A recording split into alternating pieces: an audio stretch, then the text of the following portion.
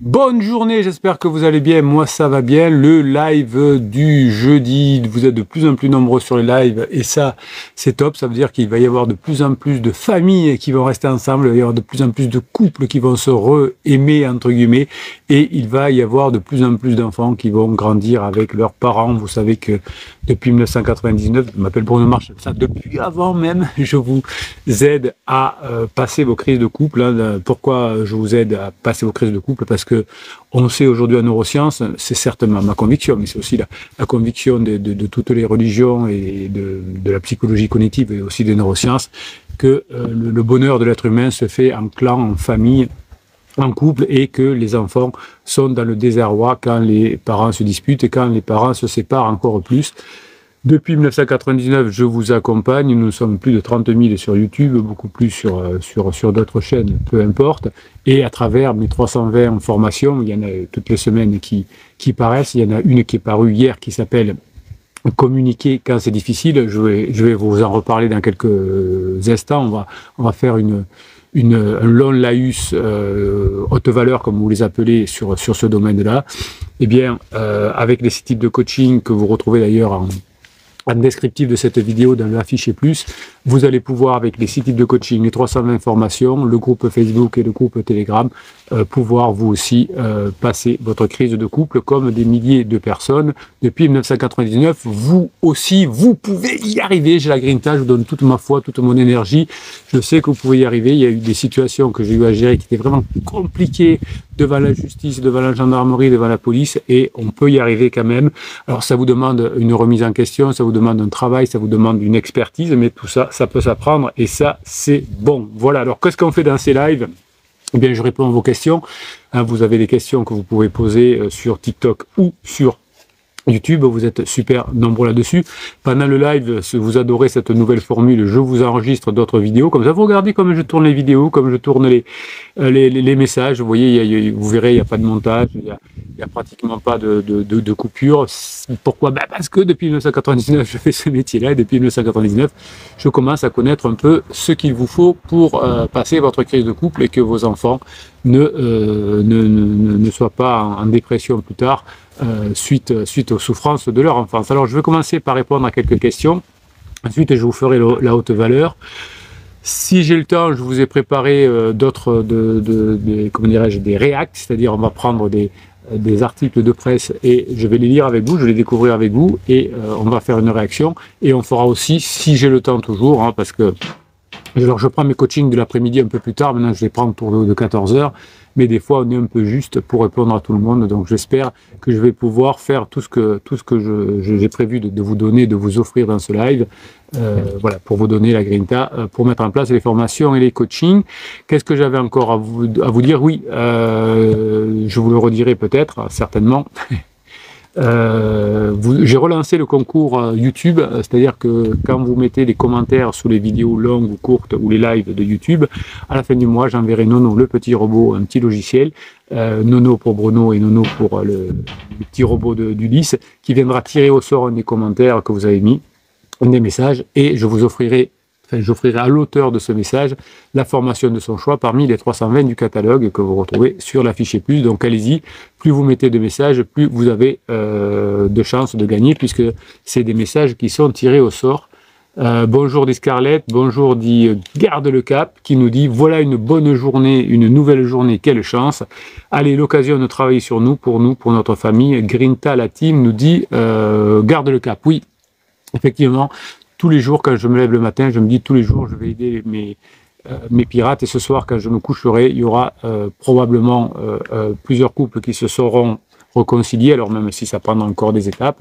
Et quand je me lève le matin, je me dis ce soir, quand je vais me coucher, il y aura des pirates qui auront appris des choses, qui les mettront en place et qui se rapprocheront. Donc ça, c'est génial. Et vous aussi, quand vous vous levez le matin, dites ce soir, quand je vais me coucher, je me serai rapproché de mon conjoint pour le plus grand besoin de mes enfants, pour le plus grand plaisir de mes enfants. vous vous battez, soyez fiers, vous faites un combat noble, hein, le combat pour que la crise de couple, l'esprit de division ne durera pas dans votre couple. Alors oui, vous pouvez parfois vous en vouloir un tout petit peu, en disant, bah malheureusement, j'aurais pu tomber sur la chaîne du capitaine avant, j'aurais fait moins d'interdits. C'est pas grave, hein, je vous accompagne, je vous prends la main à partir du moment où vous en êtes aujourd'hui, et je vais vous faire passer les différentes portes, on va les passer ensemble pour réussir. Alors, je vais boire un petit verre. Il y a marqué SodaStream, mais c'est juste du sirop. Sans sucre, j'aime pas le sucre. Enfin, si j'aime le sucre, mais voilà, c'est pas bon pour ce qu'on a. Alors, comme d'habitude, qu'est-ce qui va se passer? Je vais lancer une autre caméra, une nouvelle caméra, si vous voulez. Et je vais vous donner un contenu haute valeur qui va correspondre à la formation qui est sortie hier, qui s'appelle « Communiquer même quand c'est difficile ». Salut, nous dit Victor. Allez les pirates, en route vers notre trésor. Pas notre conjoint, mais notre phare qui l'éclairera. Oui, vous allez devenir un phare pour votre conjoint. Ça se transmet. Hein. Le capitaine transmet aux pirates les plus avancés transmettent aux pirates débutants, un peu comme Victor, qui a bien progressé ce dernier mois, mais qui a toujours des questions pour ses coachings par écrit. Donc Victor, hein, enfin on s'est écrit tout à l'heure, vous savez ce que vous avez à faire. Voilà. On est parti, donc je redis bonjour pour la petite vidéo, et à la fin je dirai un petit au revoir évidemment, mais on continuera le live parce que j'ai encore beaucoup de sujets à évoquer avec vous. Bonjour les pirates, j'espère que vous allez bien, moi ça va bien. On va parler aujourd'hui de communiquer quand c'est difficile. Oui, quand c'est difficile la communication, faut avoir une certaine expertise. On va parler d'une formation qui est sortie et qui va vous permettre de savoir quand c'est difficile comment on fonctionne. Alors je vous ai préparé aujourd'hui un texte, des notes hein, plus exactement sur cette formation, sur cette façon de communiquer, et voilà, on va partir dans une vidéo que vous appelez les vidéos haute valeur. Hein. Vous savez que vous avez plusieurs façons de vous former, de mettre en application les formations et les coachings. Vous avez des vidéos ultra courtes qui font moins de 30 secondes, vous avez des vidéos de 3 minutes, vous avez des vidéos longues, vous avez des lives, bref, vous avez des textes aussi bien sûr. Tout ça, vous les retrouvez dans le affiché plus de cette vidéo, hein, le catalogue des formations, tous les textes que vous avez. Bref, hein, vous avez tout ce qu'il vous faut pour mettre en place les formations et les coachings. 320 formations, 6 types de coaching. On y va. Alors, pour commencer, ce que vous aimez bien quand je vous fais ce genre de vidéo, c'est des histoires. Et je vous relie l'histoire de l'actualité, enfin l'histoire du monde, on va dire, à des crises de couple. Aujourd'hui, on va parler d'une communication particulièrement difficile, c'est la crise des missiles de Cuba. En octobre 1962, le monde a retenu son souffle puisque des avions espions américains avaient photographié des bases de lancement des missiles nucléaires. Alors c'était des lancements de missiles nucléaires qui étaient soviétiques et qui étaient en cours d'installation à Cuba, à quelques minutes de vol finalement de Washington. Et la crise des missiles commençait. Alors évidemment, pour la plupart d'entre vous, vous étiez trop petits ou pas encore nés pour avoir cette information, mais vous allez voir, c'est assez intéressant. Le président, c'était John Fitzgerald Kennedy, capitaine. Oui, bien vu. Il a réuni immédiatement, là, il faut pas traîner quand on est en crise, un groupe de conseillers qu'ils ont appelé l'EXCOM, un peu le groupe des pirates, si vous voulez, un groupe des pirates. Donc les pirates, je vous rappelle, si vous ne connaissez pas, c'est un groupe de personnes qui traversent aussi une crise de couple, mais qui sont plus avancées certainement que vous, et qui vont vous aider à mettre en application les coachings, les formations, notamment sur Facebook ou sur Telegram. Hein, vous avez tout ça, encore une fois, sur l'affiché plus. Donc qu'est-ce qui s'est passé dès qu'on a découvert cette construction de base pour missiles? Eh bien, il y a une polarisation. La polarisation, je vous expliquais dans la formation sur la communication difficile, qu'est-ce que c'est? Cette polarisation, elle fut instantanée et intense. D'un côté, on a eu les faucons, principalement des chefs militaires, qui formaient une chambre d'écho. Vous verrez aussi ce que c'est la chambre d'écho dans la formation. Et eux, ils voulaient, avec force, qu'une frappe aérienne immédiate, massive, détruise les missiles, que c'était la seule solution pour ne pas paraître faible. Ça, c'est un peu ce que disent les psys de quartier ou certains, malheureusement, coachs YouTube qui ont pignon sur rue, qui vous disent « Ne vous laissez pas faire, foutez votre conjoint dehors, faites-lui un silence radio, manipulez-le avec un film, moi je te suis, vous allez voir, ça va aller mieux. » Hein, tous les pirates qui sont ici, qui sont passés par d'autres coachs à un moment donné, effectivement, ont eu du mal.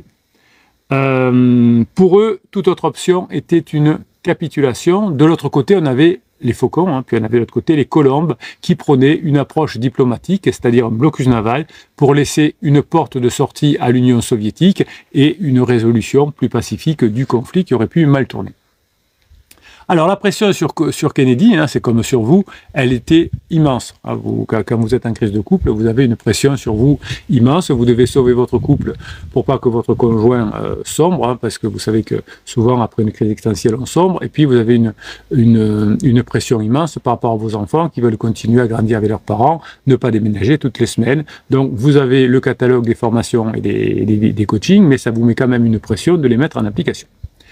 Donc, attaquer l'ego de son adversaire, qui était Nikita Khrouchtchev, en le défiant publiquement, en bombardant ses bases, le mettrait au pied du mur et ne lui laisserait d'autre choix que l'escalade nucléaire. Hein, c'est comme si vous suivez les conseils d'un coach YouTube qui vous dit foutez-le dehors, ça va le faire réfléchir, ou dites-lui qu'il faut mettez-lui un ultimatum, hein, il faut qu'il choisisse dans la semaine entre le pansement et vous. Donc ça ne laisserait pas beaucoup de choix à votre conjoint non plus que de s'éloigner de vous. Donc tenter de convaincre Khrouchtchev qu'il avait tort par la force brutale, c'était une voie directe, courte, vers l'apocalypse. Alors Kennedy, qui était finalement un pirate avant l'heure, il a initié une forme de dialogue stratégique. Hein, la notion de dialogue stratégique, vous allez la retrouver aussi dans cette formation.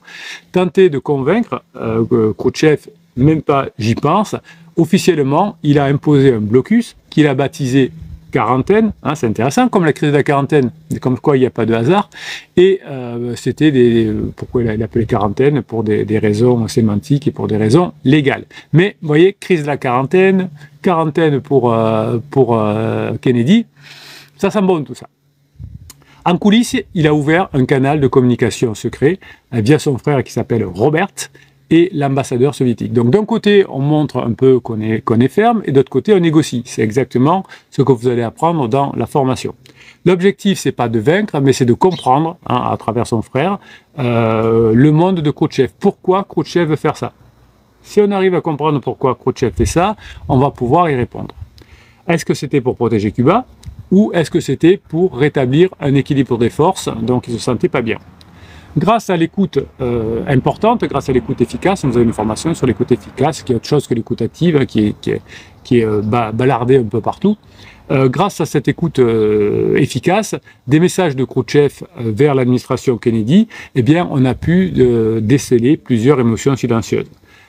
Khrouchtchev, il avait peur d'une invasion américaine de Cuba, et le besoin aussi de préserver son prestige. Alors on pourrait l'appliquer aujourd'hui à la guerre en Ukraine, entre l'Ukraine et la Russie. On pourrait essayer de comprendre si nos dirigeants étaient des pirates, quel est véritablement l'état d'esprit de M. Poutine et de Zelensky. Donc les États-Unis vont s'engager finalement dans une négociation brillante, à ne pas envahir Cuba si l'URSS retirait ses missiles. Secrètement, pour ne pas attaquer l'ego soviétique et pour donner à Khrouchtchev une victoire présentée à son propre camp.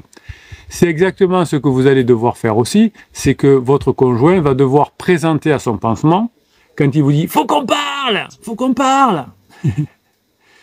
voilà.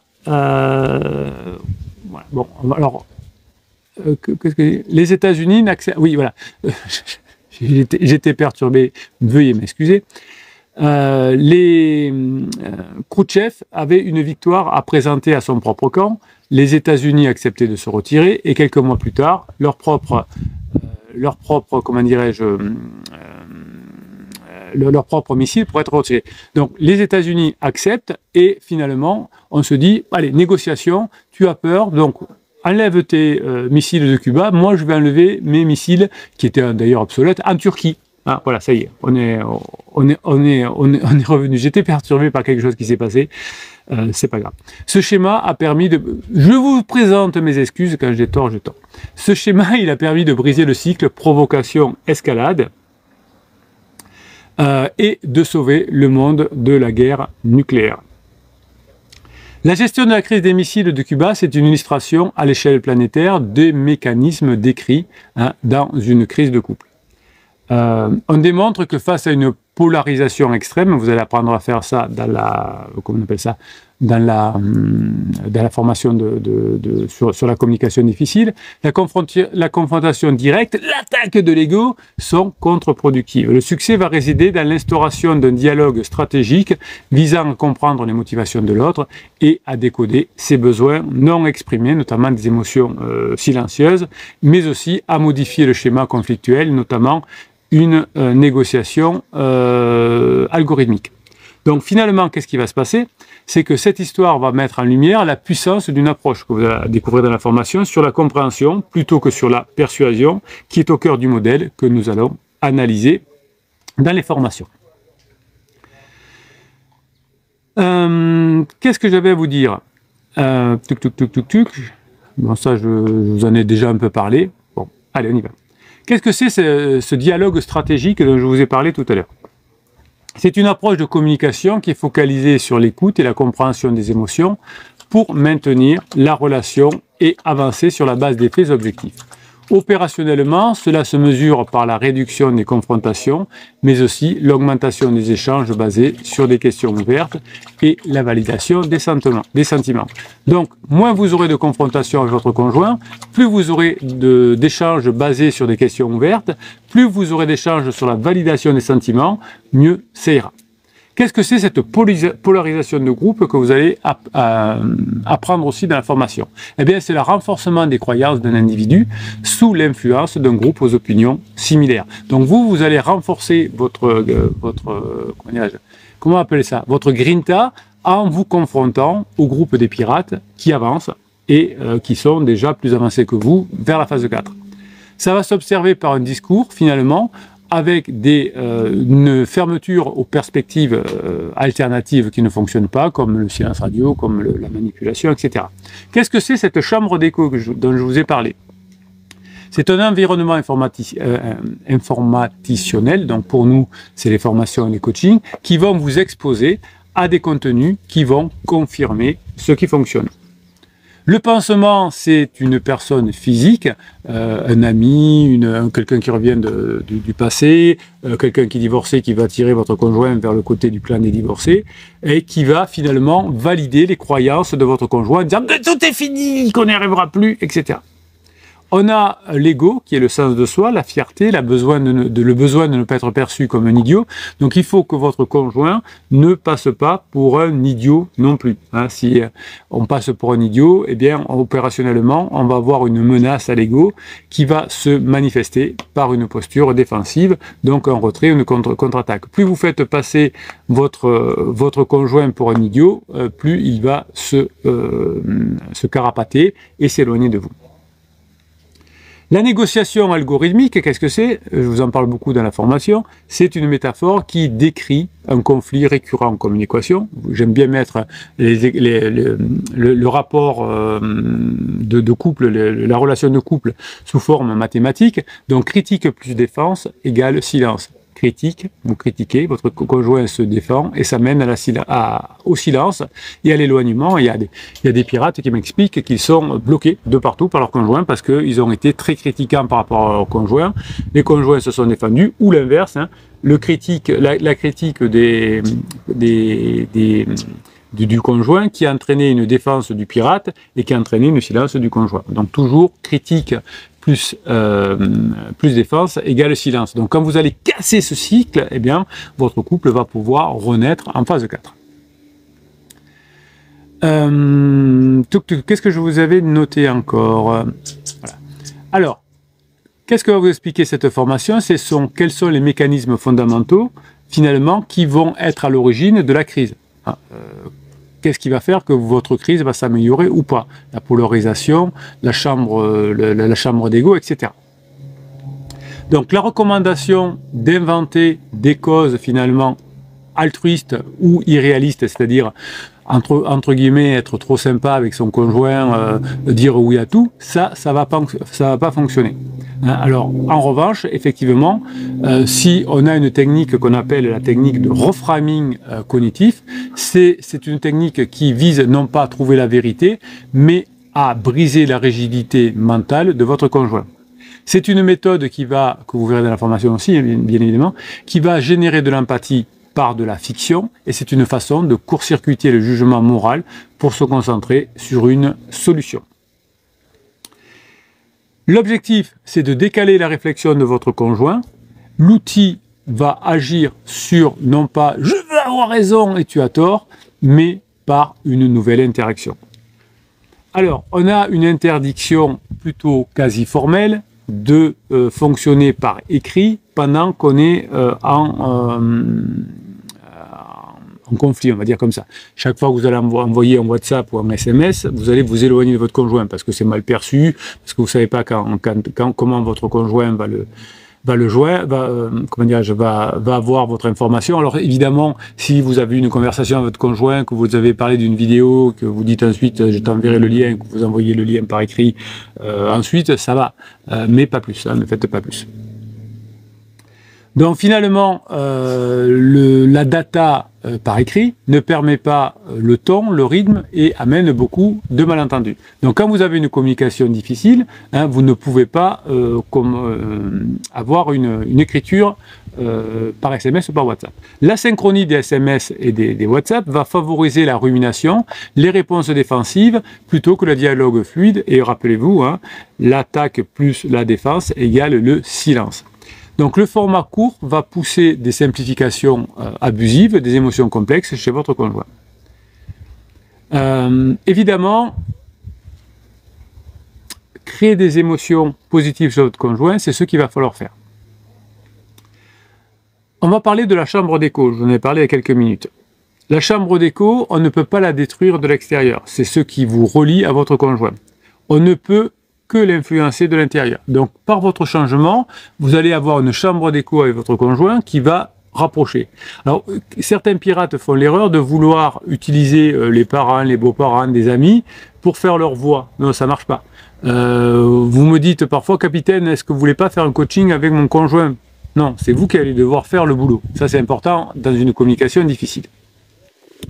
Donc la chambre d'écho que vous allez mettre en place avec votre conjoint, c'est ce que j'appelle la loyauté de la personne envers votre conjoint.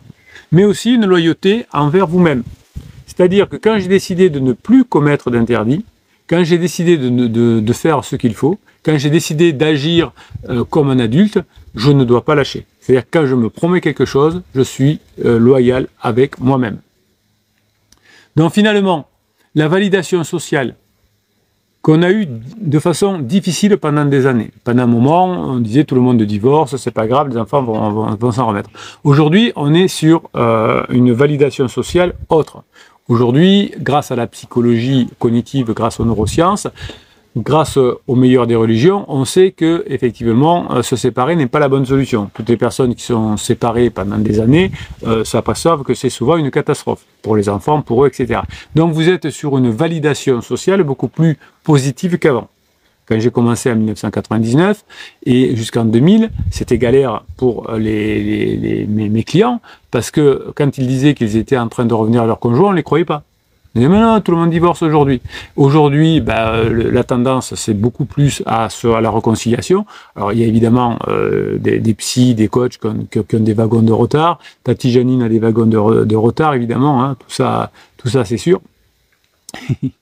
Mais ce que je voulais vous dire par là, c'est que simplement, aujourd'hui, vous êtes dans une situation favorable. Vous avez sur cette chaîne des milliers de pirates qui reviennent.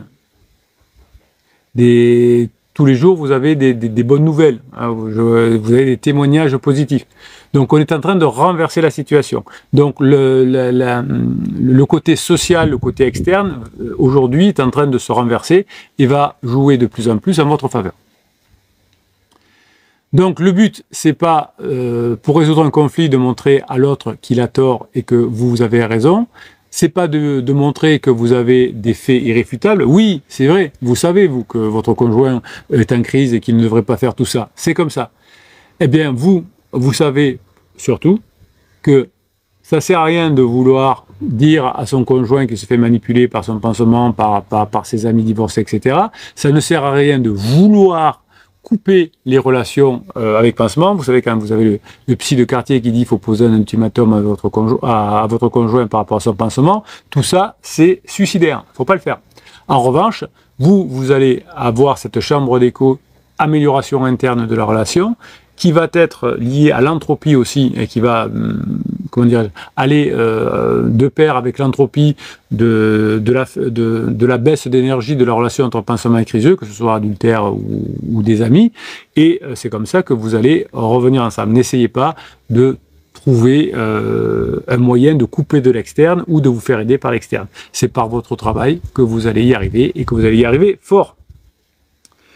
Qu'est-ce que j'avais encore à vous dire? On va travailler sur cette formation sur la transparence radicale. La transparence radicale, c'est pas dire tout ce qu'on pense sans filtre, hein, c'est pas de l'authenticité brute. Hein. Vous allez voir que la transparence radicale, ça demande de la finesse. Ça va demander des actions. Ça va demander parfois des silences quand votre conjoint va être trop en point au stress ou au down. Il va falloir mettre du silence, parce que si vous allez, quand votre conjoint est en down, vous allez trop proche de votre conjoint, c'est lui qui va faire un silence, voire un silence radio, voire vous bloquer de partout. Hein. Donc l'idée de cette radicalité, c'est pas d'être un peu bourrin pour absolument vouloir avancer. Je vous comprends, hein, qu'on est tellement en souffrance qu'on aimerait que son conjoint revienne rapidement, mais vous êtes éloigné dans le temps, et vous allez vous rapprocher dans le temps. Ok? Donc, comme pour Cuba, il faut toujours laisser une porte de sortie à son conjoint. Il ne faut pas essayer de convaincre, comme Khrouchtchev ne saurait pas marcher sur Khrouchtchev, de convaincre par des éléments rationnels, mais préparer une stratégie efficace en comprenant pourquoi votre conjoint finalement aujourd'hui a envie de s'amuser et pas être avec vous. Qu'est-ce que vous allez pouvoir faire pour, et toujours lui laisser une porte de sortie, notamment avec pansement. Par exemple, le pansement met la pression sur votre conjoint. Oui, mais il faut que tu parles avec ton conjoint, ça suffit, il faut que vous vendiez la maison, il faut que vous divorciez. Votre conjoint arrive et vous met un coup de pression. Oui, mais il faudrait qu'on divorce, maintenant il faudrait que ça avance. Alors il dit, il faudrait qu'on divorce, que ça avance. Il faut qu'il ait quelque chose à dire à son conjoint. Qu'est-ce que vous allez dire? Par exemple, vous allez dire, écoute, on va en parler, mais il faut qu'on en parle tranquillement, on va se faire un petit resto, et on en parlera. Et vous aurez 10 jours pour que la personne se calme. Votre conjoint va pouvoir dire à son pansement, oui, mais c'est bon, on va se parler. Voilà, donc ça calme le pansement, ça met moins de pression sur votre conjoint et ça vous permet de vous rapprocher de votre côté. Et de notre côté, il va y avoir un deuxième coup, troisième coup, quatrième coup de pression du pansement et ça va éloigner naturellement votre conjoint de son pansement. Bref, vous l'avez compris, mes pirates adorés, c'est avec beaucoup de savoir-faire, avec beaucoup d'humilité, avec beaucoup de grinta que vous allez pouvoir passer cette crise de couple. En tout cas, moi je vais vous aider et je vais vous aider fort, et les autres pirates aussi. Si vous êtes un couple de longue durée, c'est tout à fait normal de traverser une crise de couple. Donc on va apprendre ici à avancer et avancer fort. Voilà, mes pirates adorés, je vous retrouve sur la fichier plus, sur le descriptif de cette vidéo, dans le catalogue des 320 formations, dans le catalogue des 6 types on appelle ça de vidéos, de coaching, voilà, n'importe quoi, et puis sur les vidéos que vous avez toute la journée, sur les lives, sur des vidéos courtes, sur des vidéos longues, bref, vous avez tous les outils pour mettre en application et avoir la grinta pour mettre en application les coachings et les formations. Merci pour ce que vous êtes, mes pirates adorés. Comme d'habitude, je vous kiffe et je vous kiffe grave. Voilà, on va continuer le live. Alors, on va le continuer sur TikTok parce qu'apparemment sur YouTube, vous étiez trop nombreux, ça a explosé. Bon, écoutez, on va suivre sur TikTok et je ferai un replay avec le live TikTok évidemment, et on le mettra pour les youtubeurs qui ne peuvent pas suivre, le live. On a été trop puissant sur YouTube. Alors, je bois un petit coup. Donc, du coup, je vais répondre à des questions, mais on va aller sur le groupe Facebook, on va aller chercher des messages que vous avez écrits, et je vais faire d'ailleurs une réponse pour les pirates, quand vous regarderez le replay live, vous aurez vos réponses. Donc on va aller sur le groupe Facebook, et on va faire un enregistrement spécial aussi. Donc comme d'habitude, comme tout à l'heure, pardon, je vais enregistrer, donc je vais dire bonjour et au revoir évidemment. Vous restez bien avec moi. Quand je dis au revoir, ça ne veut pas dire que je m'en vais. ça veut dire qu'on a terminé l'enregistrement. Et donc, il faut que je trouve maintenant ce que je vous avais préparé, parce qu'évidemment, comme d'habitude, voilà, ça fait des misères. C'est parti, allez. Bonne journée les pirates, j'espère que vous allez bien, moi ça va bien. On va parler aujourd'hui de témoignages, hein. Je vais aller chercher quelques messages que vous avez mis notamment sur le Facebook pour répondre à vos messages, à vos témoignages. Je vous rappelle qu'ici on est sur une chaîne qui depuis 1999, alors pas la chaîne depuis 1999, mais moi je fais ce métier depuis 1999, la chaîne elle est là depuis je ne sais plus quand, je crois qu'elle a été créée en 2007, mais on s'en fout. Donc mon objectif, c'est d'avoir permis à des milliers de personnes de passer leur crise de couple. Si vous êtes en crise de couple, hein, c'est normal d'avoir quelque chose qui dure depuis très longtemps. Un couple qui dure depuis très longtemps va avoir une crise qui peut être parfois longue, surtout si on ne sait pas la gérer. Et vous savez qu'autour de vous, il y a des personnes qui se sont séparées alors que vous croyez que c'était le couple parfait. Voilà, c'est comme ça marche comme ça. Alors on va répondre à quelques témoignages. Je vous rappelle le concours du mois, le jeu du mois. Si vous mettez des messages sous les vidéos, les lives YouTube, eh bien, à la fin du mois, j'enverrai Nono, le petit robot, c'est-à-dire un petit logiciel qui va scraper, qui va tirer au sort un message, et l'auteur de ce message va gagner la formation de son choix parmi les 320 dans le catalogue pour commencer à regarder si je gagne, qu'est-ce que je vais choisir. Et vous allez le voir sur le affiché plus descriptif de cette vidéo. Plus vous mettez le message, plus vous avez de chances que Nono tombe sur vous et vous choisisse. Et Nono aime bien les messages ultra positifs. Je vous fais un clin d'œil, vous comprenez ce que ça veut dire. Effectivement, plus vous mettez les messages positifs, plus Nono a des chances de le choisir. Voilà, c'est comme ça. Alors on y va, message de Kevin, et je vous réponds à vos messages. À partir de vos messages, ça vous permet d'avoir un contenu ici. Alors je viens de vous donner quelques nouvelles des évolutions dans mon couple, c'est gentil. Vous savez que les pirates les plus avancés viennent aider les pirates les plus récents. Alors, nous avons eu de beaux rapprochements physiques récemment. Ah oui, comme d'habitude, le travail paye évidemment. Massage, baiser langoureux lors d'une balade. Elle est très ouverte et présente. Voilà, donc effectivement, Kevin a été certainement, comme tous les pirates, à des moments où je ne veux plus te parler, c'est fini, on va se séparer. Et le travail pour Kevin, pour lui aussi, ça paye. Et pour vous aussi, je suis sûr que ça payera. Le soir, nous avons quand même encore dormi séparément. Car un autre soir, elle m'a dit qu'elle n'était pas prête de redormir ensemble. Il faut y aller doucement, hein, parce que c'est une personne qui revient à peur des symboles, donc pas trop de fleurs, pas trop de roses rouges, pas trop de cérémonial. Voilà, tranquille, hein, on revient ensemble, tranquille. On s'est séparés tranquillement, on revient ensemble tranquillement. Malgré tout, j'ai quelques doutes et craintes qui m'assaillent. Voilà, donc ça c'est le problème des pirates, hein, c'est que comme vous avez mal quand vous êtes en survie, parfois, votre cerveau vous fait des misères. Notamment concernant son meilleur ami du sport. Oui, alors ça c'est une bonne question à se poser. Qu'est-ce que l'ami du sport, entre guillemets, apporte à mon conjoint, parce que mon conjoint va le voir, et que je n'apporte pas à mon conjoint. Voilà, ça c'est une bonne question, Kevin. Même si ce n'est pas avec lui qu'elle a été infidèle, vous voyez, les relations pansement se terminent, leur relation est très ambiguë. Oui, donc ça veut dire qu'elle a besoin de quelque chose, et on va essayer de voir que vous ne lui apportez pas. Il a un peu pris ma place de confident. Ah ben voilà, hein, donc peut-être que vous n'avez pas écouté suffisamment votre conjoint du point de vue, mais ça c'est un problème souvent masculin, on n'est pas très fort dans l'écoute, hein, on veut plus donner de solutions que de compréhension. Alors, il a pris ma place de confident, il est marié, et c'est depuis qu'elle fréquente que ses sentiments ont été chamboulés et que ses doutes sont apparus. Oui, attention quand même Kevin, parce que votre épouse est très attachée à vous, évidemment, parce que vous êtes dans une relation de longue durée, mais une femme a besoin qu'on la comprenne, qu'on soit attentif à ses besoins.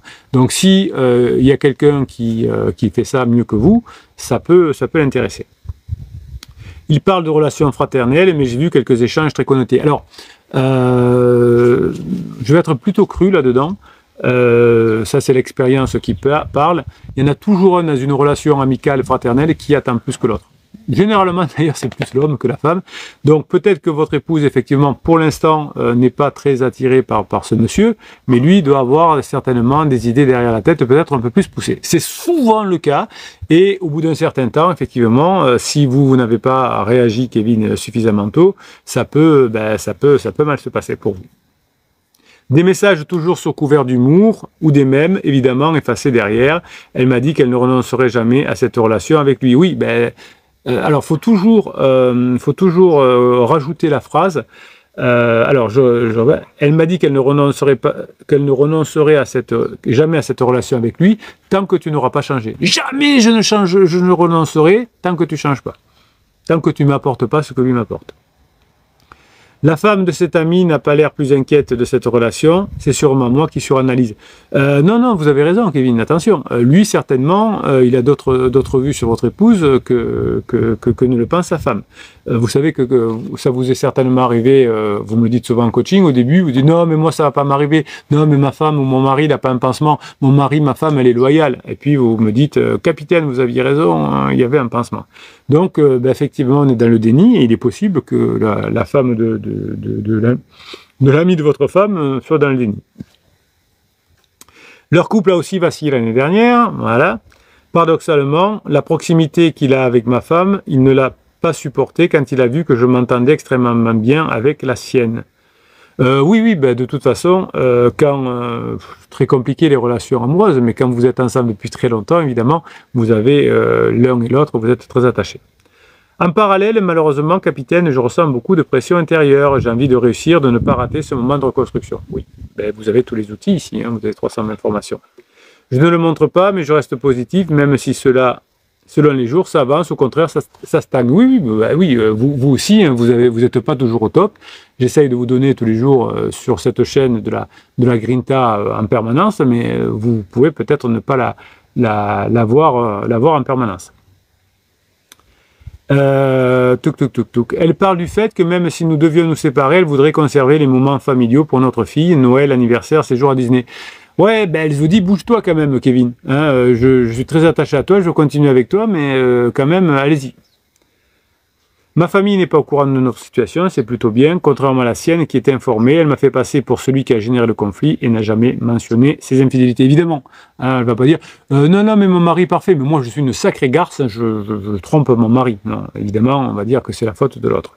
Bon, normal. Nous allons bientôt fêter l'anniversaire de notre fille, avec d'un côté sa famille qui connaît la rupture. Non, il n'y a pas de rupture, vous n'êtes pas en rupture, vous êtes juste pour l'instant en difficulté de couple. Ça me met dans un état paradoxal, vouloir avancer tout en gardant un certain contrôle sur ce qui se sait. Mais non, vous faites l'anniversaire, vous êtes la plus belle personne du monde, vous rigolez avec vos parents, avec vos beaux-parents, vous êtes charmant, vous êtes le gendre idéal et ça va bien se passer. Je ne veux pas raconter tout ce qui s'est passé à mon entourage, vous avez raison, car il n'y a aucun retour possible pour elle, la fidélité est une valeur non discutable. Oui, bien sûr, elle a fait des erreurs. Vous savez, quand on est en crise, on fait souvent des choses qui étaient à l'opposé de nos valeurs. Oh, c'est trop nul, les mecs qui ont des grosses voitures et qui prennent des petits choux de moins de 15 ans. Ils le font aussi. Oh, c'est nul, ces nanas qui se font refaire les seins. Elle le fait aussi. Oh, c'est nul, ces tatouages. Voilà. Elle le fait aussi. C'est comme ça, pendant une crise, on fait l'inverse de ce que l'on pense. Jamais je ferai ça, jamais je boirai d'alcool. Si, on boit de l'alcool pendant sa crise. Je lis souvent les écrits des autres pirates, certains me donnent de la grinta, d'autres me laissent parfois douter de la suite et me demander si je suis sur la bonne voie. Oui, pour ça que je vous exhorte à mettre des messages positifs, mettre un message négatif, ça va pas aider celui qui l'écrit, ça va pas aider celui qui le lit. Alors, peut-être que vous vous en foutez de ceux qui le lisent, mais ça vous fait pas du bien d'écrire un truc négatif. Si vous avez besoin d'écrire un truc négatif, écrivez-le avec un papier et un stylo et détruisez. N'écrivez pas le téléphone et ne brûlez pas le téléphone. Brûler le papier, c'est mieux. Oui, mais bien sûr. Et évidemment, quand on va chez le psy et qu'on dit ça va pas, le psy est très content parce qu'il vous vend plein de séances. Pendant que vous parlez ça va pas, vous vous sentez bien pendant une heure ou deux ou une journée ou deux et puis vous avez besoin de retourner chez le psy. Bon, c'est commercial, hein, c'est commercial. Moi, je veux pas vous avoir en coaching pendant des années, hein, je vous préviens. Moi, je vous passe des portes, je vous fais passer votre crise de couple et on continue ensuite. Voilà où j'en suis pour l'instant, entre espoir, prudence et vigilance. Voilà. Bon, il y a un manque de travail chez Kevin. Hein, vous voyez, les doutes, etc. montrent un manque de travail, mais moi je suis optimiste, si se met au travail, ça va le faire. Ben Ram, qui lui a fait plusieurs coachings, donc ça devrait être bien. Alors, qu'est-ce qu'il nous dit? Je me tourne vers vous pour votre avis et point de vue. On se rapproche depuis 3 mois. Ben oui, hein, les coachings, ça porte ses fruits. Au début de la crise, il y avait de la distanciation physique, puis une cousinade tous ensemble fin août, un bon week-end avant la rentrée. Ben oui, comme d'habitude, votre travail paye. Je pourrais m'épancher sur les détails, mais ce n'est pas le sujet, non, on s'en fout. L'idylle avec pansement c'est filoche, ben oui, ça, quand on a fait le coaching avec Ben, elle me dit non, mais, mon femme, elle est raccrochée, etc. Ça va pas durer. Donc l'idylle avec pansement c'est filoche, comme j'avais prévu, évidemment. Moins de textos, mais toujours présent, même en vacances. Pour rappel, ils bossent ensemble, vous savez qu'on ne va pas chercher le pansement bien loin, et il a 17 ans de moins, hein, ce qu'on appelle ici le petit chou, hein, qui ne va pas durer bien longtemps. Et là, hier, elle me dit qu'elle ne veut plus retourner au travail. Vous voyez, au début, c'est moi je sais ce que je veux, tout va bien, etc. Puis ben, ça commence à se déliter avec pansement, et puis après c'est au travail que ça va pas. Je n'ai rien dit, j'ai pensé au capitaine, j'ai pas posé de questions, je me doutais bien que ce n'était pas que de la peur et que du travail. Et non, c'était la crise, évidemment. Rebelote, pas envie d'y aller après avoir géré la rentrée des classes. On a pris le café avant de partir et elle me confirme qu'elle n'a pas envie d'y aller. Et je sais pourquoi, que les jours passés ensemble étaient très bien. Et oui, comme Ben, eh ben, il a bien mis en application les coachings et les formations qu'il a fait, eh bien, elle préfère rester avec Ben que d'aller bosser et retrouver son pansement. Bravo Ben! J'adore quand vous mettez en place comme ça. Alors, en effet, elle valorise aujourd'hui les changements et les comportements et les recontacts entre nous. Ce qu'on voit au moment de la réconciliation, c'est que les personnes, effectivement, vous collent. Votre conjoint va vous coller après sa crise. Elle m'a dit que c'était comme un fumeur de retourner dans un environnement avec des fumeurs. C'est pas mal comme métaphore. Je n'ai rien dit. Je reste sur le positif des dernières semaines. Le travail porte son fruit, ses fruits, contact, sexe, elle me câline, elle me valorise, elle me dit que je suis un bel homme, etc. Et vous voyez que quand on a fait le coaching, c'était beaucoup plus tendu que ça et elle voulait rien savoir, Madame Ben. Elle note mon changement, ma gestion des enfants et de notre relation. J'ai le pack gestion de relations avec pansement, mais je suis preneur comment aborder la chose. De pansement, non, mais vous abordez pas pansement. Le pack de relations avec pansement, c'est pour les personnes qui ont besoin de se rassurer, de savoir ce qui se passe à l'intérieur du pansement. C'est pas plus. Mon chef me dit de voir ce qu'elle peut proposer. Non, je ne trouve pas ça inintéressant. Toutefois, un criseux vaut mieux éviter une question, sinon on peut se prendre des baffes. Et oui, ne demandez pas conseil. Alors même si je pense que, si je me souviens du coaching, votre chef ça va, il est plutôt pertinent. Non, ne lui parlez pas. Si elle vous en parle, vous l'écoutez, vous dites je vais y réfléchir, mais n'y en parlez pas. Je suis à l'écoute de vos commentaires pour avoir et faire mieux si le sujet revient. Alors si le sujet revient, vous posez juste une question sur qu'est-ce que tu penses pour le travail, qu'est-ce que tu envisages, qu'est-ce que tu ressens, ça te fait mal où, voilà, ce genre de choses. Alors il y a des réponses, on va voir. Tuc. Alors oui, il n'y a pas de réponse. Si c'est moi qui réponds, c'est le capitaine qui a répondu. Et qu'est-ce qu'il me dit? Il me répond. Bonjour Bruno, je suis conscient du positif et des choses que nous avons mis en place et du retour observé et ce qu'elle me retourne. C'est comment bien se comporter pour limiter rebond et durée, tout en sachant que je sais que pansement n'est qu'une partie du problème. Oui, c'est une petite partie du problème. Hein. La vraie chose qu'on va améliorer, c'est notre comportement. Il faudra qu'elle sorte de sa noirceur et de ses choux de cortisol. Oui, moi j'aurais plutôt dit, il va falloir que je remette un peu plus l'accent sur les bons moments qu'on passe ensemble encore. Bon, voilà. Alors, qu'est-ce qu'il me dit encore ?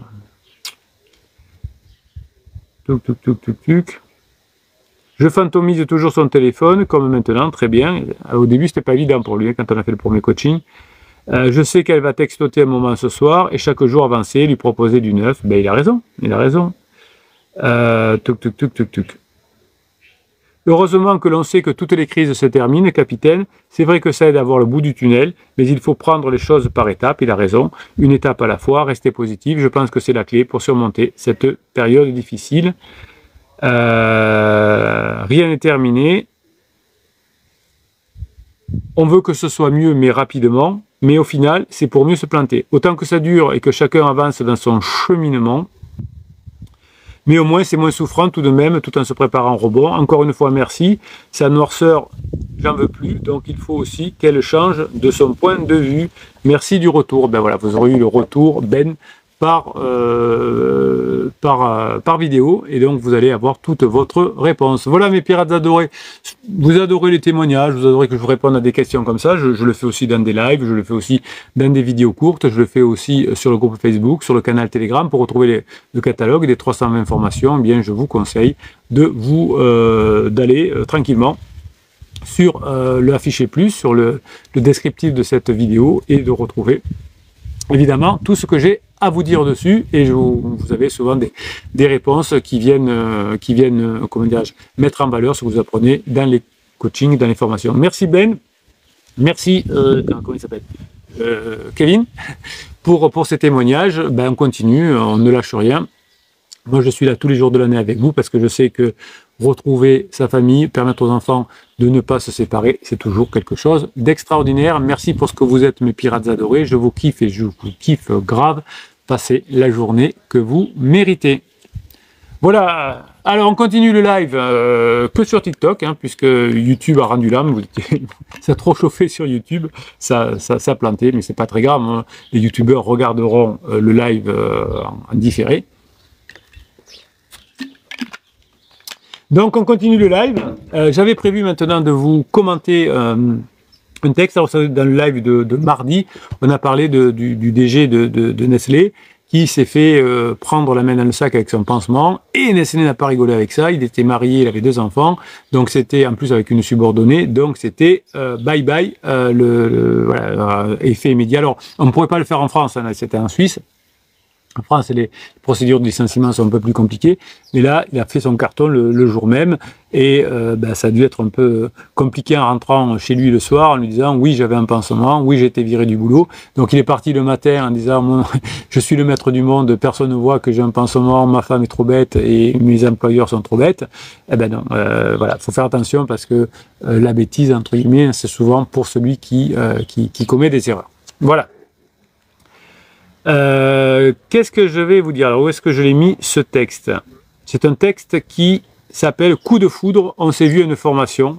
Les auditeurs de RTL racontent l'amour au travail ». Voilà. Alors, on fait comme tout à l'heure. Je mets l'enregistrement en branle, on va dire, hein, et je vous dis bonjour, et je vous dirai au revoir, et puis on finira sur le live ici. Bonne journée pirates, j'espère que vous allez bien. Aujourd'hui, on va faire un react à différents... enfin, au moins un article, on va voir. Si je suis en forme, j'en ferai plusieurs. Vous savez que on a eu le licenciement du directeur général de Nestlé pour cause de relations avec une subordonnée directe non déclarée, hein. Je vous rappelle que cette personne était mariée avec 2 enfants, qu'il est parti le matin en disant personne peut voir ce que je vais faire, je suis le maître du monde, je suis le DG de Nestlé, j'ai un pansement, ma femme ne voit rien, mes employeurs ne voient rien, je me tape ma subordonnée et tout va bien. Et ben, vous voyez que la vie peut basculer rapidement, point d'inflexion. Le soir même, il était licencié et il devait annoncer à sa femme qu'il avait trompé, et à ses enfants aussi. Donc, certainement, un moment très dur, mais la roue tourne, hein, comme on dit, et quand on fait ce qu'il faut, eh bien, on est payé. Quand on fait pas ce qu'il faut, souvent, on doit payer, hein. C'est pour ça que vous avez, mes pirates adorés, vous récupérez votre savoir, vous passez en phase 4 et vous sauvez votre couple, vous êtes payé par votre travail, pas des coachings et des formations. Je vous rappelle que vous avez le catalogue des formations, 320 formations et 6 types de coaching que vous allez retrouver ici même sur le descriptif de cette vidéo. Bref, hein, vous avez tous les outils pour y arriver, pour être payé, hein. Vous investissez en vous et vous êtes payé. Donc par contre, en revanche, pardon, pour le directeur général de Nestlé, ça va être plus compliqué. Donc on va voir cet article, qu'est-ce qu'il dit? 50% des Français ont déjà entretenu une liaison avec un ou des collègues de travail. Alors, Il y a beaucoup de personnes qui se rencontrent, enfin plus de personnes qui se rencontrent sur les lieux de travail que sur les lieux de rencontre. Hein, c'est comme ça, vous avez déjà fait des sujets là-dessus. Donc deux personnes qui sont célibataires, qui ont fait le deuil de leur relation précédente et qui se rencontrent sur un lieu de travail, ça ne pose aucun problème. S'il y a un subordonné, on va le déclarer tranquillement en disant voilà, on est célibataire depuis des années, on est très heureux, on vient de se mettre en couple, est-ce que vous pouvez nous mettre dans des services différents par exemple? Comme ça pose plus de problème. Hein, voilà, c'est très très simple à faire. Mais quand on est marié avec des enfants et qu'on veut cacher sa relation avec ses subordonnés, ça ne peut que finir mal. Alors, le directeur général de Nestlé, je vous rappelle qu'il s'appelle Laurent Frex, il a été licencié pour cette relation amoureuse non déclarée. Donc là, c'est ce qu'il y a dans l'article, hein, le React, c'est réagir à ce qu'il y a dans un article. Donc c'était le 1er septembre 2025.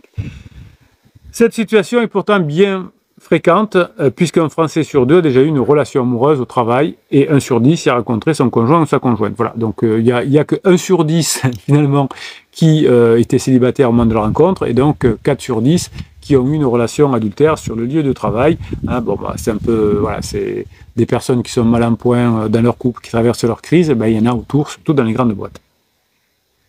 Certains appliquent donc le principe du no job in job, qu'on pourrait traduire par de sexe au travail. Alors, je raconte parfois cela dans mes coachings.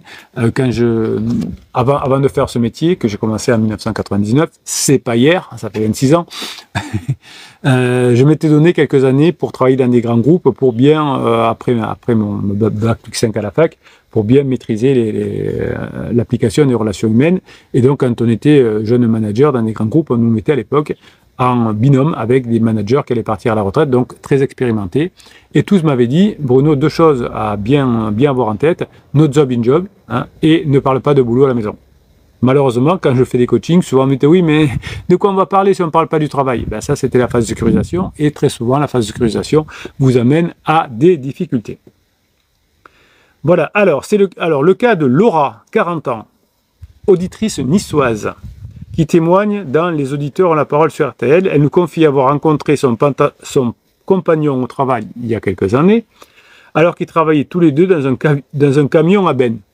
Bon, s'ils sont tous les deux, oui. Alors elle n'a pas eu trop de chance parce qu'ils étaient deux, donc c'était... quand on est dans une grosse entreprise où on est 5000, il y a plus de choix. Mais là, deux, bon. Mais c'était bien tombé.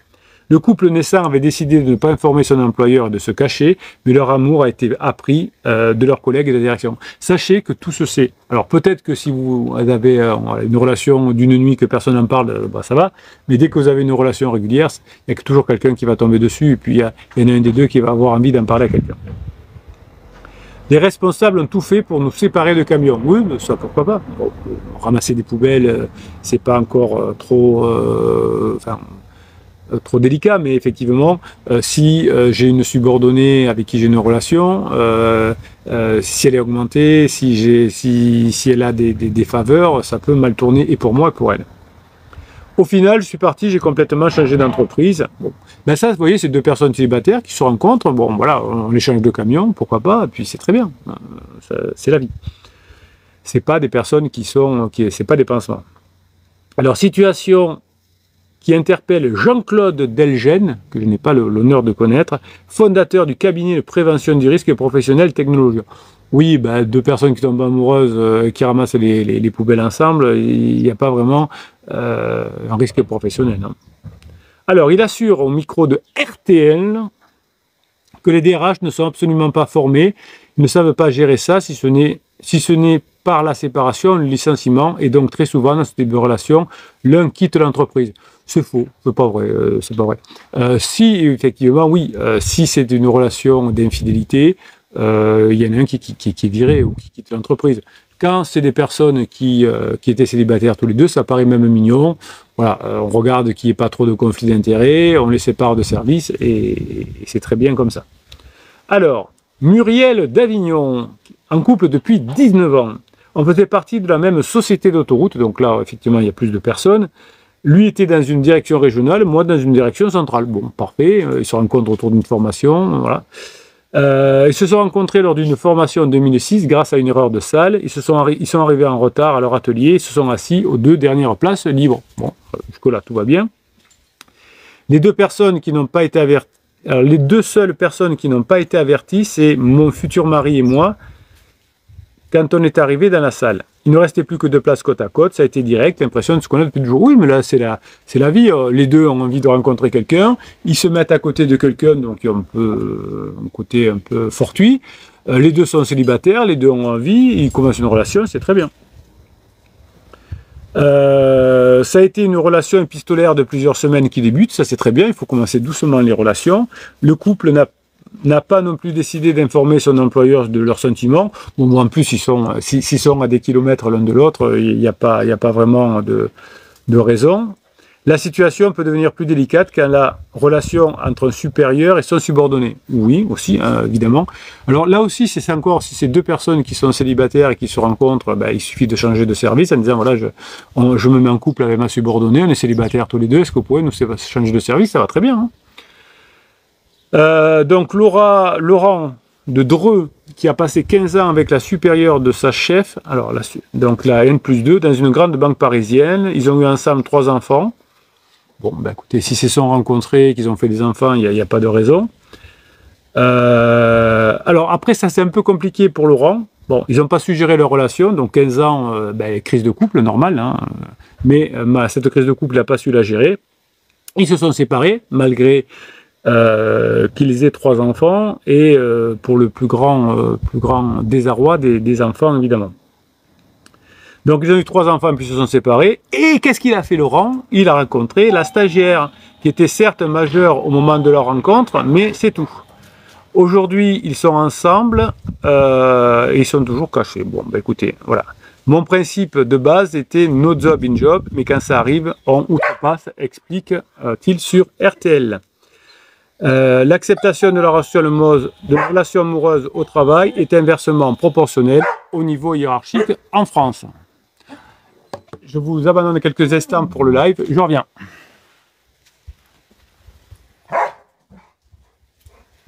Oui? Oui, je suis en train d'enregistrer les vidéos, désolé. Je suis en train de travailler. Non, désolé. Oui. Je suis en train d'enregistrer, c'est pas grave, c'est moi.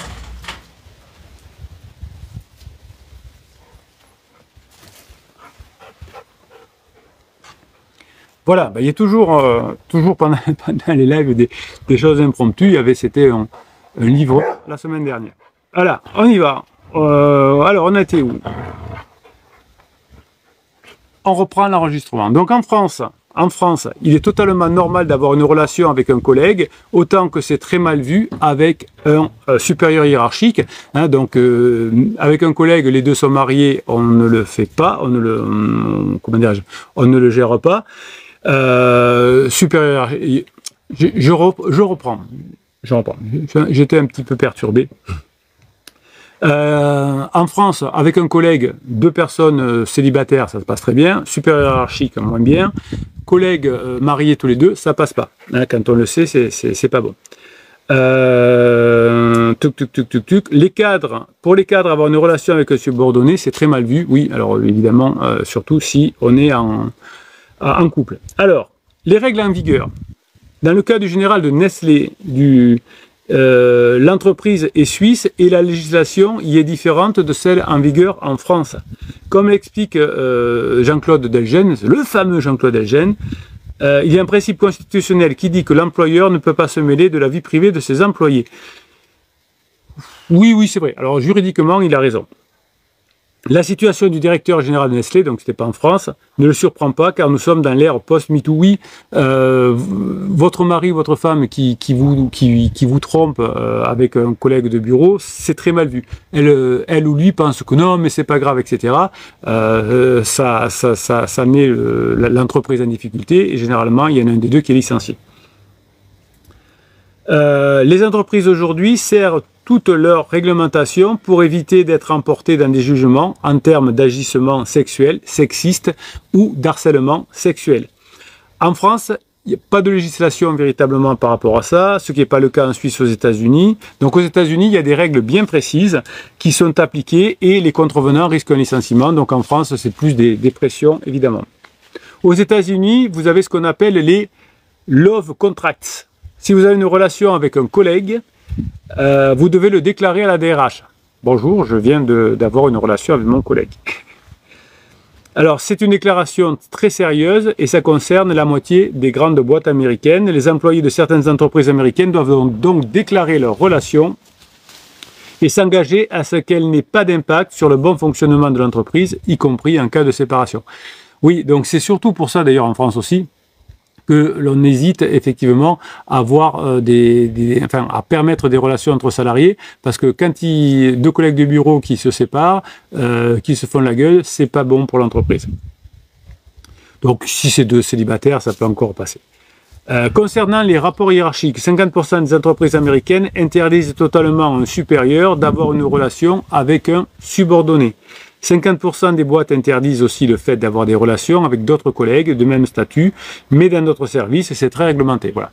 Donc en France, c'est un peu de la pression, on ne peut pas trop faire grand-chose, mais effectivement, il y a tellement de pression que votre conjoint ou son pansement, il y a un des deux qui va devoir, quand ils vont se séparer, quitter l'entreprise, parce que déjà c'est gênant quand ils sont entre guillemets ensemble, mais c'est encore plus gênant quand ils se séparent et qu'ils se font la gueule. Certaines entreprises poussent le curseur encore plus loin, comme Netflix, qui interdit de regarder plus de 5 secondes dans les yeux d'un collègue. Donc vous voyez, aux États-Unis, on est un peu plus regardant là-dessus, et ça peut être, en France, on est trop laxiste, et c'est pour ça que votre conjoint va se retrouver au fond du seau. D'autres boîtes dans lesquelles les salariés n'ont pas le droit de raccompagner un collègue en taxi. Voilà. Bon, mais écoutez, vous voyez qu'il y a beaucoup de choses qui sont différentes au fur et à mesure comment on appelle ça, des pays. Hein. Il y a des cultures différentes. C'est comme ça, on ne peut pas faire autrement. En tout cas, en France, il n'y a pas, c'est pas aussi clair qu'aux États-Unis et en Suisse, donc ça traîne. Hein. Il y a des difficultés qui se mettent en place, et au bout d'un moment, évidemment, ça finit par exploser, et c'est plus grave. Allez, on va faire un deuxième react sur un sujet totalement différent, si je le retrouve. Mais vous aimez bien les reacts, donc c'est vous le boss. Hein. On y va. Est-ce qu'on peut le faire comme ça? Oui, on va y arriver. Il n'y a pas de raison. Pourquoi il ne veut pas y aller? Tac, tac, tac, non. Alors, si je fais comme ça, peut-être. Oui, voilà. Ah, la technique. Alors, c'est un peu moins, voilà, c'est un peu moins fun. Femme renversée par son ex à falaise. Il lui a roulé dessus, a fait une marche arrière, puis lui a reroulé dessus. Donc, si vous êtes un pirate ou une piratesse, je vous interdis évidemment, je vous interdis, je peux me le permettre, de violence psychologique ou physique sur vos conjoints. Ça se retournera contre vous, vous ne reviendrez jamais ensemble, donc ça ne peut pas aller dans le bon sens. 2 jours après le drame qui a bouleversé nos vies, la fille de Dolores prend la parole sur ici Normandie. La femme de 68 ans est gravement blessée. Son ex-compagnon a tenté de l'écraser avec sa voiture, à falaise, alors qu'elle marchait sur le trottoir. Il venait d'être condamné pour violence. Vous voyez que pour quelqu'un qui est mal équilibré, lorsqu'il y a une séparation, un conflit de couple, ça peut faire devenir fou. Hein. D'ailleurs, en justice, on appelle ça le crime passionnel. Témoignage bouleversant, celui de Morgane Veillard. L'ex-compagnon de sa mère a tenté de la tuer, cette dernière, mardi, en lui roulant dessus à falaise dans le Calvados. Elle est hospitalisée au CHU de Caen avec des fractures du bassin, du coccyx, des hanches et un traumatisme crânien. Donc vous voyez que quand on pousse des choses, quand on rumine trop, quand on ne gère pas ses pensées et ses émotions, ça peut faire des coquineries, voire des... je ne peux pas dire des mots, j'aime pas dire des gros mots. L'ex-compagnon a pourtant été condamné pour violence le 9 août dernier à 18 mois de prison. Donc c'est voilà. Alors là aussi, parfois on se dit comment ça se fait qu'on peut être avec un homme, alors qu'il y a des tas d'hommes bien célibataires, qu'on peut aller avec un homme violent. Ça restera toujours un mystère de certaines femmes ou hommes d'ailleurs qui sont attirés par des hommes violents. Voilà, c'est toujours un peu un mystère. Donc il avait été condamné à 18 mois de prison dont un an avait sorti, donc il devrait être en prison. Ah oui, non, il a été laissé libre avec un bracelet électronique avant qu'il tente à nouveau de s'en prendre à son ex-compagne. Ouais. Morgane Veillard, donc c'est la fille, a assisté à la scène depuis sa fenêtre. Elle a bien cru perdre sa mère. J'ai vu la fin de la scène, elle a dû s'échapper, courir. Ah ben écoutez, elle est costaud parce que se faire rouler 2 fois par-dessus en voiture et courir après, bravo. Alors je sais pas quel est son nom, mais la maman de Morgane, félicitations, courageuse. Comme quoi, face au danger, parfois on a une énergie folle.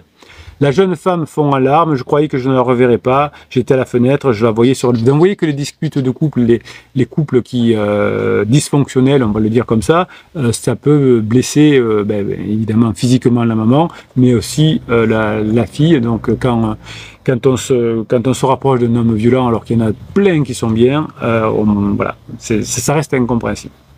C'était horrible. Si elle n'avait pas été assez rapide, bravo à 68 ans, j'ai vu son regard, elle s'est mise à crier, et lui, il revenait en marche arrière, il a roulé à fond, ses pneus ont fait du bruit, c'était vraiment violent. Ouais, je pense que ça va être traumatisant. Elle a intérêt à se faire suivre, et notamment à faire de l'NDR, la fille de Dolores. Son corps on aurait créé un chiffon, il lui a roulé dessus, il a refait une marche arrière, il lui a reroulé dessus, c'est terrible. Je me suis mis à hurler, ma fille, donc il y a la petite fille qui était là aussi, qui disait il a roulé sur mamie, j'ai descendu les escaliers, quand j'arrive elle était par terre, elle ne bougeait pas et je ne fais que répéter je ne veux pas te perdre. Parfois on n'a pas pu déposer plainte parce qu'on nous disait que ça ne servait à rien. Ah oui, ça c'est terrible aussi, effectivement. Alors attendez 2 secondes. Oui, parfois il faut insister, hein. De toute façon, si vous insistez, on vous prendra en plainte. Pour avoir formé pendant longtemps les formes de sécurité, déjà dès 2016, il y avait une personne dans la brigade, par exemple, de gendarmerie, qui était spécialisée un peu dans les violences familiales et à qui on demandait formellement de ne pas prendre tout ça par-dessus de la jambe. Depuis des mois, la famille de Dolores alertait sur la situation. À chaque fois qu'on est allé porter plainte, c'était long, ça demande du temps et c'est fatigant. Oui. Alors, c'est vrai que alors c'est plus facile à dire qu'à faire, mais dès qu'on ressent qu'un conjoint est violent, ben on reste pas. Évidemment, je n'ai jamais compris ça, et d'ailleurs les forces de sécurité me disaient on ne comprend pas non plus. Hein, des fois les personnes reviennent plusieurs fois et pour déposer plainte et on les revoit bras l'un contre l'autre en vide. Des fois on n'est pas forcément bien reçu, oui, dans les administrations comme ailleurs, des fois on n'est pas bien reçu. Tout le monde n'a pas la chance d'être un pirate et d'être reçu par le capitaine. On est parfois reparti car il y avait trop de monde. On nous disait que ça servait à rien. Alors aujourd'hui, ça s'est quand même bien simplifié, où on peut commencer à prendre rendez-vous par Internet, etc. On revenait pour tomber sur quelqu'un d'autre. Alors, moi, je dois défendre quand même les forces de police et de gendarmerie. C'est quand même, on prend beaucoup plus au sérieux qu'avant ce genre de choses. Heureusement, il y a des gens qui savent nous écouter. Oui, bon, mais très bien. Au final, l'enquête aboutit. L'homme est jugé, condamné à 18 mois de prison, dont 1 avec sursis, aménagé avec bracelet électronique. Il avait un bracelet. Avec ma soeur et ma mère, on s'est dit que cette fois, c'était réglé. Il avait été jugé quand même. Ça valait le coup d'y aller à chaque fois, de ne pas se faire justice soi-même. Alors ça, c'est très bien aussi. Ne vous faites pas justice vous-même. Mes frères y pensaient. Mais non, on a toujours fait les choses correctement et dans l'ordre, on a dû se démener. Ma mère s'est retrouvée dans un petit studio à 68 ans. Oui, c'est ça les problèmes des séparations, c'est que souvent on se retrouve dans une galère monstre. Hein. On croit que c'est mieux de se séparer et c'est pire avant. Alors là, évidemment, pour le Dolores, la séparation était largement méritée et puis elle aurait même dû se faire avant. Mais souvent, vous avez juste, parce que vous êtes des couples de longue durée, des problèmes de communication, des problèmes de crise de couple qui sont liés à la fin de la phase de sécurisation. Et se séparer, c'est vraiment un mauvais remède. Ma mère s'est retrouvée dans un petit studio à 68 ans. Elle n'a même pas 1000 € de retraite. Il fallait qu'elle se débrouille toute seule. Oui, alors ça ne nécessite pas évidemment de se mettre avec un mec violent. Hein, il y a des mecs très bien, encore une fois. Morgane se montre ferme, il faut qu'il paie, oui, je suis d'accord. Il voulait la tuer, il ne faisait pas semblant. Il faut que la justice agisse, oui, je pense que la justice va agir. Il faut qu'on arrête de l'entendre dire qu'il n'est pas violent, c'est un monstre. Je ne comprends pas qu'on puisse faire ça à quelqu'un, soi-disant qu'on a aimé. Oui, même quelqu'un qu'on n'a pas aimé, hein, quelqu'un qu'on ne connaît pas, c'est pas bien non plus. C'est elle qui l'a quitté et pour lui c'était inacceptable qu'elle le quitte. Oui, voilà, c'est pour ça que vous, mes pirates, qui êtes en difficulté de couple actuellement, vous pouvez avoir parfois des velléités de vengeance, c'est vrai. Pour lui, c'était soit elle meurt pour n'être avec personne, soit elle revient. Ouais, ben on a un peu ça, des fois. Voilà, j'ai jamais eu de soucis avec les pirates, il n'y a jamais eu ce genre de choses. Mais je sens parfois en coaching que si vous n'étiez pas bien accompagné, ça pourrait, vous auriez ces idées-là. Comme il a compris qu'elle ne reviendrait pas, il a tenté de la tuer, il a tué une partie d'elle-même, elle ne sera plus jamais vraiment elle-même maintenant. Voilà. Donc c'est aussi la façon dont on présente les choses qui vont parfois rendre ces hommes encore plus violents. Donc attention comment on s'exprime par rapport à ces personnes-là. Donc je souhaite beaucoup de... Je donne beaucoup de grinta à Dolores, à Morgane et à sa fille, parce que c'est des moments qui sont vraiment très durs. Voilà, c'était un react sur à la fois les relations dans l'entreprise, avec la violence liée à la séparation. Bref, si vous êtes en crise de couple, vous êtes au bon endroit sur cette chaîne. Je vous accompagne depuis 1999, vous avez 320 formations, vous avez 6 types de coaching que vous retrouvez en descriptif de cette vidéo. On s'y retrouve et vous avez sur les vidéos, sur les lives, des coups de grinta comme aujourd'hui pour faire en sorte que ça se passe de mieux à mieux. Mes pierres adorées, je vous kiffe et je vous kiffe grave. Passez la journée que vous méritez. Voilà, allez, on va finir le live puisqu'il ne reste plus que TikTok. J'ai vu qu'il y avait une piratesse ou un pirate qui avait mis des choses, donc je vais lui répondre. C'est Cri.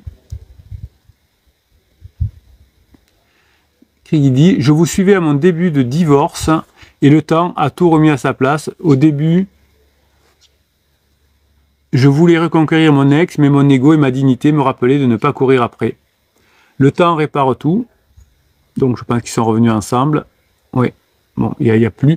Ça a été coupé. Oui, donc au début, on se dit non, mais je vais pas lui courir après, etc. Et puis on devient sage, on fait ce qu'il faut, on se met en place et on revient. C'est vrai que lorsque notre conjoint fait sa crise, on a toutes nos blessures de l'enfance qui reviennent, la trahison, nous disait Christian, mais aussi l'humiliation, mais aussi l'injustice, mais aussi la peur de l'abandon, mais aussi la peur du rejet. Bref, tout ça fait très mal et ben voilà, on va vous aider à passer ces moments difficiles et à atteindre la phase 4, la phase de grande intimité, celle que vous désirez tant. Voilà mes pirates adorés, je vous kiffe et je vous kiffe grave. C'est la fin de ce live. Il a été très long aujourd'hui, mais c'est bien. Hein. On va se régaler. On se reverra demain à 12h30 pour un nouveau live. Vous êtes mes pirates adorés. Je vous kiffe et je vous kiffe grave.